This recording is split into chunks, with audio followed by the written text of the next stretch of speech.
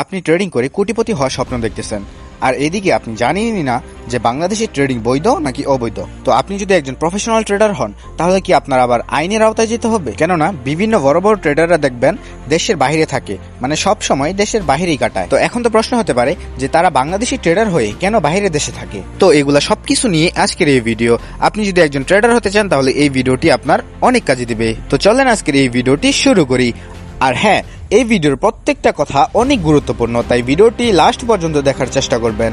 বাংলাদেশে forex trading বা binary trading সরাসরি নিষিদ্ধ না, কিন্তু আপনি ট্রেডিং করে বাংলাদেশে বসে বাংলাদেশের আইন ভাঙতেছেন, বিশেষ করে বাইনারি ট্রেডিং করে। কথা হলো বাংলাদেশে কেন ট্রেডিং বৈধ না, এর পেছনে দুইটি কারণ রয়েছে। Number 1, foreign exchange regulation act 1947। এ আইনে মূলত বলা হয়েছে দেশের বাইরে টাকা পাঠানো এবং বিদেশি প্রকারে ইনভেস্ট করা সবকিছু নিয়ন্ত্রণ করে বাংলাদেশি ব্যাংক। আপনি নিজের ইচ্ছা মতো ইউএসডি পাঠাতে পারবেন না, বিদেশি ট্রেডিং প্ল্যাটফর্মে ইনভেস্ট করতে অনুমতি লাগে, যা সাধারণ মানুষ পায় না। ফরেক্স ট্রেডিং, বাইনারি ট্রেডিং করতে গেলে আপনাকে বাইন্যান্স, ক্রিপ্টো, কার্ড এগুলা দিয়ে টাকা পাঠাতে হয়, তাই এইটাই আইনের সাথে বিরোধ করা হচ্ছে। এখন অনেকেই বলবে বিকাশ নগদ দিয়েও কিন্তু ডিপোজিট করা যায় বর্তমানে, তবে এই না যে এটা বাংলাদেশে বৈধ, এটা শুধু ঘুরানো একটা প্যাচ বা ফাঁদ।